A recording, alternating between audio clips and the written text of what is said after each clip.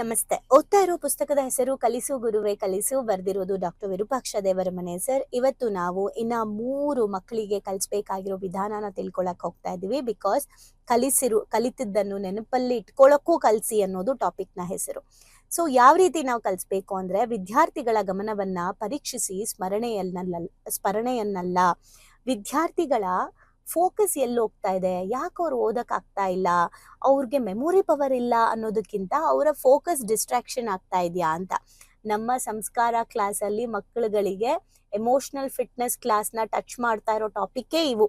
ನಿಮ್ಮ ಫೋಕಸ್ ಎಲ್ಲಿ ಹೋಗ್ತಾ ಇದೆ, ನೀವ್ ಎಲ್ಲೆಲ್ಲಿ ಡಿಸ್ಟ್ರಾಕ್ಟ್ ಆಗ್ತಾ ಇದ್ದೀರಾ, ಅದೆಲ್ಲದ್ರಲ್ಲೂ ನಿಮ್ ಬ್ರೈನ್ ಹೆಂಗ್ ಟಯರ್ಡ್ ಆಗುತ್ತೆ, ಅಲ್ಲೆಲ್ಲ ಟಯರ್ಡ್ ಆಗೋದ್ರಿಂದ ನೀವು ಮಾಡ್ಬೇಕಾಗಿರೋ ಕೆಲ್ಸದ ಮೇಲೆ ಅದಂಗೆ ಎಫೆಕ್ಟ್ ಆಗುತ್ತೆ ಅನ್ನೋದನ್ನೇ ನಮ್ಮ ಎಮೋಷನಲ್ ಫಿಟ್ನೆಸ್ ಕ್ಲಾಸ್ ಅಲ್ಲಿ ಮಕ್ಕಳು ಕಲಿತಾ ಇರೋದು. ಇದನ್ನ ಕಲ್ಸಿದ ಮೇಲೆ ಅವ್ರಿಗೆ ಮೆಮೊರಿ ಟ್ರೈನಿಂಗ್ ನ ಮಾಡ್ತೀವಿ. ಎಮೋಷನಲ್ ಫಿಟ್ನೆಸ್ ಆದ್ಮೇಲೆ ಮೆಮೊರಿ ಟ್ರೈನಿಂಗ್ ಮಾಡ್ತೀವಿ. ಅದಾದ್ಮೇಲೆ ಭಕ್ತಿ ಮಾರ್ಗಗಳ ಮೂಲಕ, ಮೆಡಿಟೇಷನ್ಸ್ ಮೂಲಕ, ಧ್ಯಾನ ಜಪದ ಮೂಲಕ ಹೇಗೆ ಓದಿರೋದನ್ನೆಲ್ಲ ನಾವು ನಮ್ಮ ನೆನಪಲ್ಲಿ ಉಳಿಸ್ಕೋಬೇಕು. ಅಂಡ್ ಯಾಕೆ ಓದ್ಬೇಕು, ಹೇಗೆ ಅರ್ಥ ಮಾಡ್ಕೊಬೇಕು ಅನ್ನೋದೆಲ್ಲ ನಮ್ಮ ಸಂಸ್ಕಾರದಲ್ಲಿ ಕಲಿತಾ ಇದ್ದಾರೆ ಮಕ್ಕಳು. ನಿಜವಾಗ್ಲೂ ಆನೆಸ್ಟ್ ಆಗಿ ನಿಮ್ಮ ಮಕ್ಕಳು ಸಂಸ್ಕಾರದಲ್ಲಿದ್ರೆ ಒಂದ್ ಕಮೆಂಟ್ ಮಾಡ್ತೀರಾ, ನಿಮ್ಮ ಮಕ್ಕಳಲ್ಲಿ ಸಂಸ್ಕಾರ ಕ್ಲಾಸಿಂದ ಅವರಲ್ಲಿ ಆದಂತಹ ಒಂದ್ ಯಾವ್ದಾದ್ರು ಬದಲಾವಣೆನ ಗುರುತಿಸುವಂತ ಕೆಪಾಸಿಟಿ ನಿಮಗಿದ್ರೆ, ಒಳ್ಳೇದನ್ನ ಗುರುತಿಸುವಂತ ಕೆಪಾಸಿಟಿ ನಿಮ್ಗಿದ್ರೆ, ಒಂದು ಚಿಕ್ಕ ಒಳ್ಳೇದನ್ನ ಅವರಲ್ಲಿ ಹಿಂಗಿತ್ತು ಮುಂಚೆ, ಹಿಂಗಿದ್ರು ನನ್ನ ಮಕ್ಕಳು ಅಥವಾ ನನ್ನ ಮಗ ಸಂಸ್ಕಾರ ಕ್ಲಾಸಿಂದ ಹಿಂಗಾಗಿದೆ ಅಂತ ಒಂದು ಕಮೆಂಟ್ ಮಾಡ್ತೀರಾ. ಯಾಕಂದ್ರೆ ಅಟ್ಲೀಸ್ಟ್ ಈ ವಿಧಾನನ ನಾವು ಸ್ಪ್ರೆಡ್ ಮಾಡಕ್ಕೆ ಹೆಲ್ಪ್ ಆಗುತ್ತೆ. ಓಕೆ, ಸೊ ಮಕ್ಕಳನ್ನ ನಾವು ಸ್ಮರಣೆ ಇಲ್ಲ ಅನ್ನೋದಕ್ಕಿಂತ ಗಮನಿಸ್ಬೇಕು. ಏನಂದ್ರೆ, ಮಕ್ಳಿಗೆ ಇವಾಗ ಹಸ್ವಾಗ್ತಾ ಇದ್ಯಾ, ಅಥವಾ ಅವ್ರಿಗೆ ನಿದ್ರೆ ಬರ್ತಾ ಇದ್ಯಾ, ಅಥವಾ ಅವ್ರಿಗೆ ಏನಾದ್ರು ವಿಟಮಿನ್ಸ್ಗಳ ಕೊರತೆ ಇದೆಯಾ, ಆಮೇಲೆ ಏನಾದ್ರು ಕನ್ಫ್ಯೂಷನ್ಸ್ ಆಗ್ತಾ ಇದೆಯಾ, ಯಾವ್ದ್ರ ಮೇಲಾದ್ರೂ ಆತಂಕ ಭಯ ಇದೆಯಾ, ಅವ್ರ ಫೋಕಸ್ ಬೇರೆ ಎಲ್ಲಾದ್ರೂ ಡಿಸ್ಟ್ರಾಕ್ಷನ್ ಆಗಿದ್ಯಾ, ಅವರಿಗೆ ನೆನಪೇ ಇರೋದಿಲ್ಲ ಎಂದು ಅವ್ರಿಗೆ ನೆನಪೇ ಇಲ್ಲ ಅಂತ ನಾವು ಅವ್ರಿಗೆ ನಿರ್ಧಾರ ಮಾಡೋದ್ರ ಮೊದಲು ಅವರ ತರಗತಿಯಲ್ಲಿ ಕೇವಲ ದೈಹಿಕವಾಗಿದ್ದಾರಾ ಅಥವಾ ಮಾನಸಿಕವಾಗೂ ಇದ್ದಾರಾ ಅನ್ನೋದನ್ನ ಒಬ್ರು ನಿಜವಾದ ಶಿಕ್ಷಕರಾದವರು ನಾವು ನೋಡ್ಬೇಕಾಗತ್ತೆ. ಮೊದಲನೇದು ಆಯ್ತಾ. ನೋಡಿ, ಮಕ್ಕಳಿಗೆ ಈ ಎಲ್ಲಾ ಕಾರಣದಿಂದನೂ ನೆನಪಲ್ಲಿ ಇಟ್ಕೊಳಕ್ ಆಗ್ತಾ ಇರಲ್ಲ. ಎರಡನೇದು, ಚಿತ್ರ ದೃಶ್ಯದ ಕೊಂಡಿಗಳನ್ನು ಬಳಸಿ. ಚಿತ್ರ ಬಿಡಿಸ್ಬಿಟ್ಟು ಅದಕ್ಕೊಂದು ಬಣ್ಣ ಹಾಕಿ, ಬಣ್ಣಕ್ಕೊಂದು ಕೋಡ್ ಬಳಸಿ, ಆ ರೇಖಾಚಿತ್ರಗಳನ್ನ ಬಳಸಿ, ಅಂದ್ರೆ ಒಂದ್ ಗ್ರಾಫ್ನೆಲ್ಲ ಬಳಸಿ ನಾವು ಮೆದುಳು ಪಠ್ಯಕ್ಕಿಂತ 61,000 ಪಟ್ಟು ವೇಗವಾಗಿ ಚಿತ್ರದ ಮೂಲಕ ಕಲಿಯತ್ತೆ. ನೋಡಿ, ಇದಕ್ಕೇನೆ ನಮಗೆ ನಾವು ಹೇಳ್ತೀವಿ, ಮಕ್ಳಿಗೆ ರೇಗಿಸ್ತೀವಿ ಗೊತ್ತಾ, ಆ ಮೂವಿಯಲ್ಲಿ ಇರೋದನ್ನೆಲ್ಲ ಹೇಳ್ತೀವಿ, ಆ ಬುಕ್ಕಲ್ಲಿ ಇರೋದು ಹೇಳಕ್ ಬರಲ್ವಾ ಅಂತ ನಾವು ಹೇಳಿರೋದನ್ನ ನೋಡಿರ್ಬೋದು. ನಾನು ಚಿಕ್ಕ ಹುಡುಗಿಲಿ ಒಂದ್ ಮೂವಿ ಕಳ್ಸಿದ್ರೆ ನನ್ಗೆ ಟಿಕೆಟ್ ತಗೊಳ್ತಾ ಇರ್ಲಿಲ್ವಂತೆ. ಚಿಕ್ಕ ಹುಡುಗಿ ಇದ್ದಾಗ 5 ವರ್ಷ ಇತ್ತು ನಂಗೆ ಪೇರೆಂಟ್ಸ್ ಹೇಳ್ತಾ ಇದ್ದಿದ್ದು, ನಂಗೆ ಟಿಕೆಟ್ ತಗೊಳ್ತಾ ಇರ್ಲಿಲ್ವಂತೆ ಥಿಯೇಟರ್ಗೆ ಹೋದ್ರೆ, ಚಿಕ್ಕ ಹುಡುಗಿ ಅಲ್ವಾ ಅಂತ. ಬಟ್ ನಮ್ಮ ಮನೇಲಿ ನಮ್ಮ ಅಣ್ಣ, ನಮ್ಮಪ್ಪ, ನಮ್ಮಮ್ಮ ಎಲ್ಲ ರೇಗಿಸ್ತಾ ಇದ್ದಿದ್ದು ನಂಗೆ ದೊಡ್ಡೋಳಾದ್ಮೇಲೆ ಹೇಳ್ತಿದ್ರು, ನಿಂಗೆ ಟಿಕೆಟ್ ತಗೊಳ್ತಾ ಇರ್ಲಿಲ್ಲ. ಬಟ್ ಪ್ರಾಬ್ಲಮ್ ಏನ್ ಗೊತ್ತಾ, ನಿನಗೆ ಟಿಕೆಟ್ ತಗೋಬೇಕು ಅಂತ. ಯಾಕೆ ಅಂದ್ರೆ, ಸ್ಕ್ರೀನ್ ಮೇಲೆ ಹೆಸರು ತೋರ್ಸ್ಬೇಕಾದ್ರೆ ಸ್ಟಾರ್ಟ್ ಓಪನ್ ಆದಾಗಿಂದ ಹಿಡಿದು ಕೊನೆ ಕ್ಲೈಮ್ಯಾಕ್ಸ್ ವರ್ಗೂ ಇಂಚಿಂಚು ಆಕ್ಟ್ ಮಾಡ್ತಾ, ಎಕ್ಸ್ಪ್ರೆಷನ್ಸ್ ಕೊಡ್ತಾ ಒಬ್ರೊಬ್ರು ಕ್ಯಾರೆಕ್ಟರ್ನ ನಾನು ಎಕ್ಸ್ಪ್ಲೇನ್ ಮಾಡಿ ಸ್ಟೋರಿ ಹೇಳ್ತಾ ಇದ್ನಂತೆ. ಇವಳಿಗೆ ಟಿಕೆಟ್ ತಗೋಬೇಕು, ಹೊರಗಡೆ ಬಂದ್ ಸ್ಟೋರಿ ಹೇಳಿ ಜನ ಸ್ಟೋರಿ ಕೇಳ್ಕೊಂಡೇನೆ ಇದೇ ತಾನೆ ಬಿಡು, ಇನ್ನೇನ್ ಮೂವಿಗೆ ಹೋಗುದು ಅಂತ ಸುಮ್ನೆ ಆಗ್ಬಿಡ್ತಾರೆ. ಬಿಕಾಸ್ ನಾವು ಮರ್ತೋಗ್ತೀವಿ ಸ್ಟೋರಿ ಹೇಳೋದು, ಇವಳು ಫುಲ್ ಹೇಳ್ತಾಳೆ, ಇವಳಿಗೆ ಟಿಕೆಟ್ ತಗೋಬೇಕು ಅಂತ ರೇಗಿಸ್ತಾ ಇದ್ರು. ನಾನು ದೊಡ್ಡೋಳಾದ್ಮೇಲೆ ಹೇಳ್ತಾ ಇದ್ರು, ನಿನಗ್ ತಗೋಬೇಕಿತ್ತು, ಅವ್ರು ತಗೊಳ್ತಾ ಇರ್ಲಿಲ್ಲ, ನೀನ್ ಹೊರಗೆ ಬಂದು ಒಂದ್ 10 ಜನಕ್ಕೆ ಸ್ಟೋರಿ ಹೇಳಿ ಮೂವಿ ನೋಡ್ದಂಗ್ ಮಾಡ್ಬಿಡ್ತಿದ್ದೆ ಅಂತ. ಅಂದ್ರೆ ಇದನ್ನ ನನಗ್ ಬೈದಿದ್ದು ಉಂಟು. ಅಷ್ಟೆಲ್ಲ ನೆನ್ಪಿಡ್ಕೊಂತೀಯ, ಒಂದ್ ಮೂವಿ ಒಂದ್ ಚೂರು ಬಿಡದೆ ಎಕ್ಸ್ಪ್ಲೇನ್ ಮಾಡ್ತೀಯ, ಡೈಲಾಗ್ ಸಮೇತ ಹೇಳ್ತೀಯ, ಬುಕ್ಕಲ್ಲಿ ಇರೋದು ಯಾಕೆ ನಿಂಗೆ ಓದಕ್ ಆಗ್ತಿಲ್ಲ, ಎಕ್ಸಾಮ್ ಅಲ್ಲಿ ಯಾಕೆ ಬರೆಯಕ್ ಆಗ್ತಿಲ್ಲ ಅಂತ ಪೇರೆಂಟ್ಸ್ ಕೇಳ್ತಾ ಇದ್ರು. ಇವತ್ತು ನನಗೆ ಗೊತ್ತಾಗಿದೆ ಅದು. ಅಂದ್ರೆ ಈ ರೀತಿ ನಾನ್ ಕಲ್ತು ಇದನ್ನ ಮಕ್ಳಿಗೆ ಇವಾಗ ಕಲಿಸ್ತಾ ಇರೋದ್ರಿಂದ ನಂಗೆ ಗೊತ್ತಾಗ್ತಾ ಇದೆ.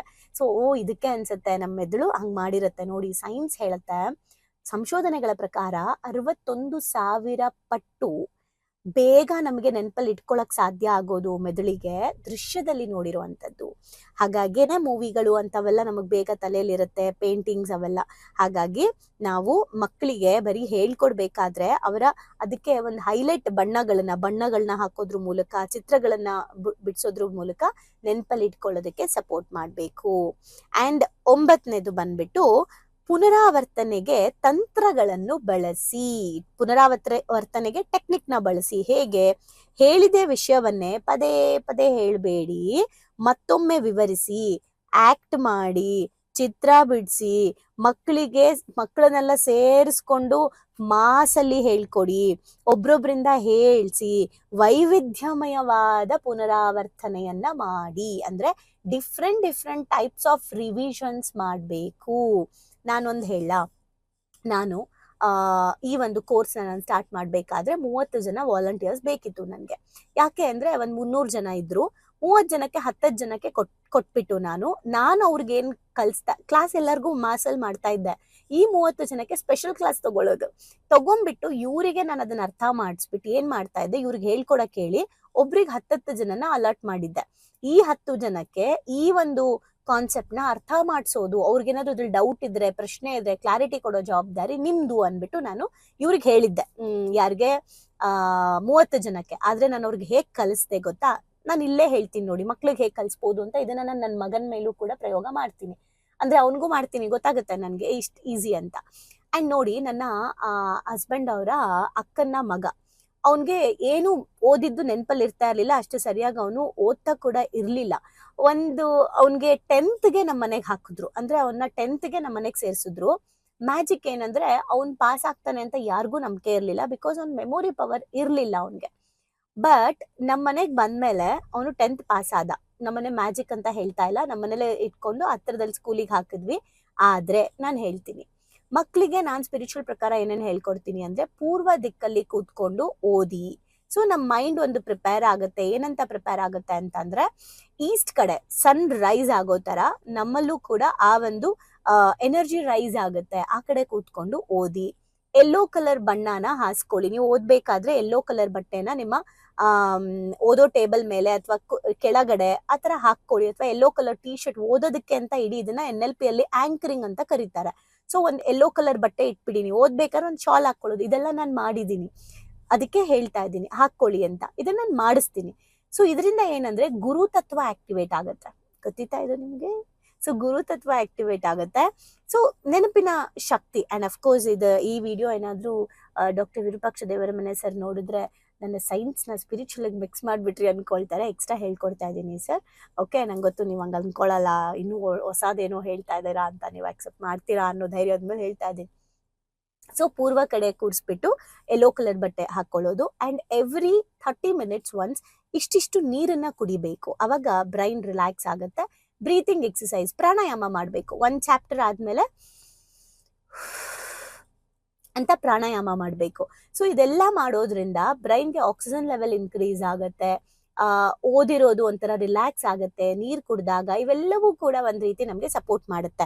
ಇದು ಬಿಟ್ಟು ಏನ್ ಮಾಡ್ಬೇಕು, ಆ ಓದಿರೋ ಚಾಪ್ಟರ್ನ ಒಂದು ಸ್ಟೋರಿ ಕ್ರಿಯೇಟ್ ಮಾಡ್ಕೊಬೇಕು. ಆ ಸ್ಟೋರಿನ ಪಿಕ್ಚರ್ ಮಾಡ್ಕೊಬೇಕು. ಆ ಪಿಕ್ಚರ್ನ ನೋಡ್ಬೇಕು. ಆ ಪ್ರಶ್ನೆಗಳನ್ನ, ಕ್ವೆಶನ್ ಆನ್ಸರ್ಸ್ ಎಲ್ಲ ನಾವು ಮೂವಿ ತರ ನೋಡ್ತಾ ಹೋಗ್ಬೇಕು. ಅವಾಗ ಏನಾಗುತ್ತೆ, ರಿವಿಷನ್ ಮಾಡಿ ಪದೇ ಪದೇ ಅದನ್ನೇ ನಾವು ಹೇಳ್ಕೊಡೋದಕ್ಕಿಂತ ನಾವು ಮಕ್ಕಳುಗಳಿಗೆ ಆ ರಿವಿಷನ್ಸ್ ಗಳನ್ನ ಮಾತ್ರ ಹೇಳ್ಕೊಡೋದಕ್ಕಿಂತ ಡಿಫ್ರೆಂಟ್ ಟೈಪ್ಸ್ ಆಫ್ ರಿವಿಷನ್ಸ್ ನ ಮಾಡ್ಬೇಕು. ಸೊ ಈ ರೀತಿ ಮಾಡೋದ್ರಿಂದ ಮಕ್ಕಳುಗಳಿಗೆ ನೆನಪಿನ ಶಕ್ತಿ ಜಾಸ್ತಿ ಆಗಕ್ಕೆ ಹೆಲ್ಪ್ ಆಗುತ್ತೆ. ಹಾಗಾಗಿ ವಿದ್ಯಾರ್ಥಿಗಳು ಆಗಷ್ಟೇ ಕಲಿತದ್ದನ್ನ ಮರೆತರೆ ಅದು ಅವರ ತಪ್ಪಲ್ಲ. ಮತ್ತು ಅದಕ್ಕಾಗಿ ಶಿಕ್ಷಕರು ಅಥವಾ ಪೋಷಕರು ಬೇಜಾರಾಗಬೇಕಾಗಿಲ್ಲ. ಬದಲಿಗೆ ಬೋಧನೆಯ ವಿಧಾನದಲ್ಲಿ ತಂತ್ರಗಳನ್ನ ಸೇರಿಸ್ಕೋಬೇಕು ಅಂತ ಅರ್ಥ. ಸೊ ಹಾಗಾಗಿ ಈಗಷ್ಟೇ ಕಲಿಸಿದೆ, ಆಗ್ಲೇ ಮರ್ತು ಹೋದ್ಯಾ ಅಂತ ಕೇಳೋದ್ರ ಬದಲಿಗೆ ಇವರಿಗೆ ನೆನಪಿಟ್ಕೊಳಕ್ಕೆ ಇನ್ನೇನ್ ಮಾಡಬಹುದು ಅಂತ ನಾವು ತಲೆ ಓಡಿಸ್ಬೇಕಾಗಿದೆ. ಈ ನಡೆ ನಿಮ್ಮನ್ನ ಸಾಧಾರಣ ಶಿಕ್ಷಕರಿಗಿಂತ ಭಿನ್ನವಾಗಿಸುತ್ತೆ. ಇದನ್ನ ಫಾಲೋ ಮಾಡುವಂತಹ ಶಿಕ್ಷಕರಿಗೂ, ನಾರ್ಮಲ್ ಸಾಧಾರಣ ಶಿಕ್ಷಕರಿಗೂ, ಇದನ್ನ ಫಾಲೋ ಮಾಡುವಂತ ಶಿಕ್ಷಕರಿಗೂ ಬಹಳ ಡಿಫ್ರೆನ್ಸ್ ಇದೆ. ಹಾಗಾಗಿ ನೀವು ವಿಭಿನ್ನವಾದ ಶಿಕ್ಷಕರಾಗ್ತೀರಾ. Ordinary and extraordinary teacher. Okay, extraordinary teacher ಆಗ್ತೀರಾ. ಆಗ ನೀವು ಪರಿವರ್ತನೆ ತರುವ, ಅಂದ್ರೆ ನೀವು ಬರೀ ಪಾಠ ಹೇಳ್ಕೊಡುವಂತಹ ಶಿಕ್ಷಕರಾಗಲ್ಲ, ಒಂದು ಮಗುವಿನ ಜೀವನದಲ್ಲಿ ಪರಿವರ್ತನೆಯ ತರುವಂತಹ ಶಿಕ್ಷಕರಾಗ್ತೀರಾ. ಅವರ ನೆನಪಿನಲ್ಲಿ ನೀವು ಉಳ್ಕೊಳ್ತೀರಾ. ಅವ್ರ ನೆನಪಲ್ಲಿ ಉಳ್ಕೋಬೇಕು ಅಂತ ಅಲ್ಲ, ಮಕ್ಕಳ ಭವಿಷ್ಯಕ್ಕೋಸ್ಕರ. ಹಾಗಾಗಿ ಅಂತಹ ಶಿಕ್ಷಕರ ಸಾಲಿಗೆ ಸೇರಿ ಅಂತ ಹೇಳ್ತಿದ್ದಾರೆ. ತನ್ನ ಪ್ರಭಾವದಿಂದ ತನ್ನ ವಿದ್ಯಾರ್ಥಿಗಳನ್ನು ರಕ್ಷಿಸಬಲ್ಲವ ಉತ್ತಮ ಶಿಕ್ಷಕ.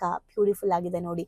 ಒಬ್ಬ ಶಿಕ್ಷಕ ಹೇಗಿರ್ಬೇಕು ಅಂದ್ರೆ, ಒಂದು ಮಗುವಿನ ಭವಿಷ್ಯದ ರಕ್ಷಣೆ ನನ್ನ ಹತ್ರ ಇದೆ ಅನ್ನೋ ಹಾಗೆ ಇವ್ರು ಬದುಕ್ಬೇಕಂತೆ. ಅದು ನಿಜವಾದ ಶಿಕ್ಷಕ, ಉತ್ತಮ ಶಿಕ್ಷಕ ಅಂತ ಹೇಳ್ತಾ ಇದ್ದಾರೆ. ಹಾಗಾಗಿ ಎಷ್ಟು ಬ್ಯೂಟಿಫುಲ್ ಆಗಿತ್ತಲ್ಲ ಈ ಚಾಪ್ಟರು. ಸೊ ಓವರ್ ಆಲ್ ನಾವು ಮಕ್ಕಳಿಗೆ ಇನ್ನು ಮುಂದೆ ಯಾವ್ಯಾವ ಟೆಕ್ನಿಕ್ಸ್ ಇದೆಲ್ಲ ನೋಟ್ ಮಾಡ್ಕೊಳ್ಳಿ. ನಿಮ್ಮ ಮಕ್ಳಿಗೆ ಈ ತರ ನೀವು ಅಪ್ಲೈ ಮಾಡಿ ನೋಡಿ. ಆಮೇಲೆ ಅವರಲ್ಲಿ ಆಗುವಂತಹ ಡಿಫ್ರೆನ್ಸ್ ನ ನೀವು ಎಕ್ಸ್ಪೀರಿಯನ್ಸ್ ಮಾಡಿ ನೀವೇ ಕಂಡಿಡ್ಕೊಳ್ಳಿ. ಅಂಡ್ ಎಲ್ಲ ಟೀಚರ್ಸ್ಗೂ ಎಲ್ಲ ಪೇರೆಂಟ್ಸ್ಗೂ ದಯವಿಟ್ಟು ಇದನ್ನ ಫಾರ್ವರ್ಡ್ ಮಾಡಿ, ಈ ಒಂದು ಪುಸ್ತಕನ ತಗೊಂಡು ಓದಿ, ಜೊತೆಗೆ ಈ ವಿಡಿಯೋಸ್ನು ಸೆಂಡ್ ಮಾಡಿ ಸಾಕಷ್ಟು ವಿಚಾರ ತಿಳ್ಕೊಳ್ಳಿ. ಅಂಡ್ ನನ್ನ ರಿಕ್ವೆಸ್ಟ್ ಎಲ್ಲ ಸ್ಕೂಲ್ ಓನರ್ಸ್ಗಳಿಗೆ ಇದನ್ನ ಹೇಗಾದ್ರೂ ಮಾಡಿ ತಲುಪಿಸಿ. ನಮ್ಮ ಶಿಕ್ಷಣ ವ್ಯವಸ್ಥೆ ಸರಿ ಇಲ್ಲ ಅನ್ನೋದು ಒಂದ್ ಕಡೆ ಆದ್ರೆ, ಶಿಕ್ಷಣದಲ್ಲಿ ಸ್ವಲ್ಪ ವಿಭಿನ್ನತೆಯನ್ನ ತರೋ ಪ್ರಯತ್ನ ನಾವೆಲ್ಲರೂ ಮಾಡೋಣ. ಕೊನೆಗೆ ಶಿಕ್ಷಕರು ಮಾಡಲ್ವಪ್ಪ, ಇದು ಸ್ಕೂಲಲ್ಲಿ ಇದನ್ನೆಲ್ಲ ವರ್ಕೌಟ್ ಆಗಲ್ಲ ಅಂತ ನಿಮಗೆ ಅನ್ಸಿದ್ರೆ ಆಸ್ ಅ ಪೇರೆಂಟ್ಸ್ ಆಗಿ ಅಟ್ಲೀಸ್ಟ್ ನಾವಾದ್ರೂ ಮಾಡೋಣ. ಸೊ ಅಟ್ಲೀಸ್ಟ್ ಎಲ್ರಿಗೂ ಇದನ್ನ ತಲುಪಿಸಿ ಒಳ್ಳೇದನ್ನ ಹೆಚ್ಚು ಹೆಚ್ಚು ಸ್ಪ್ರೆಡ್ ಮಾಡೋಣ. Thank you so much. ಇವತ್ತೇನು ಅರ್ಥ ಆಯ್ತು ಅಂತ ಕಮೆಂಟ್ ಮಾಡಿ. ಆ್ಯಂಡ್ ಹೌದು ಈ ಥರ ಎಲ್ಲ ಕಲಿಸ್ಬೇಕು ನಾವು ಅಂತ ನಿಮಗೆ ರಿಯಲೈಸ್ ಆಯಿತು ಅಂದರೆ, ಹೌದು ಇವತ್ತು ನನಗೆ ಮಕ್ಕಳು ಯಾಕೆ ಕಲಿತಾ ಇಲ್ಲ ಅಂತ ಅರ್ಥ ಆಯಿತು ಅಂತ ನನಗೆ ಅರ್ಥ ಆಯಿತು ಅಂತ ಕಮೆಂಟ್ ಮಾಡಿ. Thank you. ಭಾವನೆಗಳಿಗೊಂದು ಶಾಲೆಗೆ ಬಂದು ತುಂಬಾ ಖುಷಿ ಆಯ್ತು. ಲೈಫಲ್ಲಿ ತುಂಬಾ ಅಂದ್ರೆ ತುಂಬಾ ಕ್ಲಾರಿಟಿ ಬಂದಿದೆ. ತುಂಬಾನೇ ಬದಲಾವಣೆ ಆಗಿದೆ. ನಂಗೆ ತುಂಬಾ ಖುಷಿ ಇದೆ ನಾನು ಇಲ್ಲಿಗೆ ಬಂದಿರೋದು. ನನಗೆ ತುಂಬಾ ಖುಷಿ ಆಗ್ತದೆ. ಪ್ರತಿಯೊಂದಕ್ಕೂ ಸ್ಫೂರ್ತಿ ಸಿಕ್ಕಿದೆ, ನೆಮ್ಮದಿ ಸಿಕ್ಕಿದೆ. ಒನ್ ವರ್ಡ್ ಅಲ್ಲಿ ಹೇಳ್ಬೇಕಂದ್ರೆ ಇಟ್ ಈಸ್ ಅಲ್ಟಿಮೇಟ್. ಲೈಫ್ ತುಂಬಾ ಕಾಂಪ್ಲಿಕೇಟ್ ಅನ್ಕೊಂಡಿದ್ದೆ, ಬಟ್ ಈ ಕ್ಲಾಸಿಗೆ ಸೇರಿದ್ಮೇಲೆ ತುಂಬಾ ಈಸಿಯಾಗಿ ಅರ್ಥಪೂರ್ಣವಾಗಿ ಹೇಗೆ ಜೀವಿಸ್ಬೇಕು ಅನ್ನೋದು ಗೊತ್ತಾಯ್ತು. ಆಕ್ಚುಲ್ ಆಗಿ ನಂಗೆ ತುಂಬಾ ಖುಷಿ ಇದೆ ನಾನು ಇಲ್ಲಿಗೆ ಬಂದಿರೋದು. ಈ ಒಂದು ವರ್ಕ್ಶಾಪ್ ಬಂದಿರೋ ಉದ್ದೇಶ ಅಂದರೆ ತಾರಾ ಮೇಡಮು ಏನೇ ಕೊಟ್ಟರು ಒಂದು ಅದ್ಭುತವಾಗಿ ಸ್ಪೆಷಲ್ ಆಗಿ ಕೊಡ್ತಾರೆ ಅನ್ನೋ ನಂಬಿಕೆ ಇದೆ. ಈ ಒಂದು ವರ್ಕ್ಶಾಪಲ್ಲಿ ಇನ್ನೂ ಅದ್ಭುತವಾಗಿ ಸಿಗ್ತದೆ ಅಂತ ನಂಬ್ಕೊಂಡು ಬಂದಿದ್ದೀನಿ. ಖಂಡಿತ ಆಗುತ್ತೆ. ಡೈಲಿ ಹೊಸ ಹೊಸ ಟಾಪಿಕ್ ನಾವು ಡೈಲಿ ವೇಟ್ ಮಾಡ್ತಾ ಇರ್ತೀವಿ, ಇವತ್ತೇನು ಹೇಳ್ಕೊಡ್ತಾರೆ, ನಾಳೆ ಏನು ಹೇಳ್ಕೊಡ್ತಾರೆ ಅಂತೇಳಿ. ನಾನು ಎಲ್ಲರಿಗೂ ಹೇಳೋದಷ್ಟೇ, ಅವ್ರು ಕೊಡೋ ಎಲ್ಲ ಟಾಸ್ಕ್ನು ಚೆನ್ನಾಗಿ ಫಾಲೋ ಅಪ್ ಮಾಡಿದರೆ ನಿಮ್ಮ ಜೀವನ ಇನ್ನೂ ತುಂಬ ಚೆನ್ನಾಗಿರುತ್ತೆ. ಎಜುಕೇಶನ್ ಬಂದ್ಮೇಲೆ ನನ್ನ ಲೈಫ್ ಸೇವ್ ಆಯ್ತು ಅಂತಾನೆ ಹೇಳ್ಬೋದು. ಸೊ ಬಹಳನೇ ಖುಷಿ ಇದೆ. ನಮ್ಮನ್ನ ನಾವು ಟ್ರಾನ್ಸ್ಫಾರ್ಮ್ ಮಾಡ್ಕೊಂಡು ಈ ಹ್ಯಾಬಿಟ್ಸ್ ಎಲ್ಲ ನಾವು ಇನ್ಸ್ಟಾಲ್ ಮಾಡ್ಕೊಂಡ್ರೆ ನಮ್ಮ ಲೈಫ್ ಖಂಡಿತವಾಗ್ಲೂ ಸಕ್ಸಸ್ಫುಲ್ ಆಗುತ್ತೆ ಅಂತ ಹೇಳ್ಬಿಟ್ಟು. ಸೊ ನಿಮ್ಮ ಲೈಫ್ ಚೇಂಜಿಂಗ್ ಟ್ರಾನ್ಸ್ಫಾರ್ಮೇಶನ್ ಅಂತ ಅಂದ್ರೆ ಇದಕ್ಕೆ ಎಮೋಜಿಮ್ is the most and main ಕಾರಣ ಅಂತಾನೆ ಹೇಳ್ತೀನಿ. ಎಕ್ಸ್ಪ್ರೆಸ್ ಮಾಡ್ಬೇಕಂದ್ರೆ ಒಂದು ವರ್ಡ್ ಅದು ಭಾಳ ಚಿಕ್ಕದಾಗತ್ತೆ. ಅದು ಏನಂತಂದ್ರೆ ಥ್ಯಾಂಕ್ ಯು ಅನ್ನೋಂಥ ವರ್ಡ್ ಮಾತ್ರ ನಾನು ಎಕ್ಸ್ಪ್ರೆಸ್ ಮಾಡ್ಬೋದು. ಒಂದೊಂದು ಸ್ಟೆಪ್ಪಲ್ಲೂ ನಾವು ಚೇಂಜ್ ಆಗ್ತಿದ್ದೀನಿ, ನಾನು ಚೇಂಜ್ ಆಗ್ತಿದ್ದೀನಿ ಅನ್ನೋದು ತುಂಬ ನನಗೆ ಅಳವಡಿಕೆ ಆಗ್ತಿದೆ. ಮತ್ತು ಎಲ್ಲ ಸ್ಕೂಲು ಕಾಲೇಜ್ಗಳಲ್ಲೂ ಇದೊಂದು ಸಬ್ಜೆಕ್ಟ್ ಅಂತ ಇಡಬೇಕು ಮಕ್ಕಳಿಗೆ. ಎಲ್ರಿಗೂ ಯೂಸ್ ಆಗುವಂಥ ಕ್ಲಾಸ್ ಇದು, ಯೂನಿಕ್ ಆಗಿದೆ. ಇಮೋಜಿಮ್ ಟೀಮ್ಗೆ ಥ್ಯಾಂಕ್ ಯು. ಎಲ್ಲ ನಡೆಸ್ತಾ ಇರುವಂಥ ತಾರಾ ಮೇಡಮ್ಗೆ, ಸಂದೇಶ್ ಸರ್ಗೆ, ಜೊತೆಗೆ ಎಮೋಜಿಮ್ ಟೀಮ್ಗೆ thank you so much. So ಯಾರ್ಯಾರೆಲ್ಲ ಸೇರ್ಕೊಂಡಿಲ್ಲ ದಯವಿಟ್ಟು ಸೇರ್ಕೊಳ್ಳಿ. So it is very utilizing. Life long ಯಾರಿಗಾದ್ರೂ ಚಿರಋಣಿಯಾಗಿರ್ತೀವಿ ಅಂದರೆ ಅದು ಸಂದೇಶನ ಮತ್ತು ತಾರಾ ಮ್ಯಾಮ್. ಸೊ ಬನ್ನಿ ಭಾವನೆಗಳಿಗೊಂದು ಶಾಲೆನ ಎಂಟರ್ ಆಗಿ ಅದನ್ನ ಫೀಲ್ ಮಾಡಿ. ಅಂದ್ರೆ ರಿಕ್ವೆಸ್ಟ್ ಮಾಡ್ಕೊಂತಿದ್ದೀನಿ ನಿಮಗೆ, ಇದರಿಂದ ಲಾಸ್ ಆಗೋದಂತೂ ಏನೂ ಇಲ್ಲ, ಬಟ್ ಲೈಫಲ್ಲಿ ತುಂಬಾನೇ ಪಡ್ಕೊಂತೀನಿ ನಾನು. ಅದಕ್ಕೆ ನಾನು ಶೋರ್ ಗ್ಯಾರಂಟಿ ಕೊಡ್ತೀನಿ ನಾನು. ಎಲ್ಲೋ thank you to Tara ma'am and Sandesh sir. Thank you to whole my ಎಮೋಜಿಮ್. Thank you.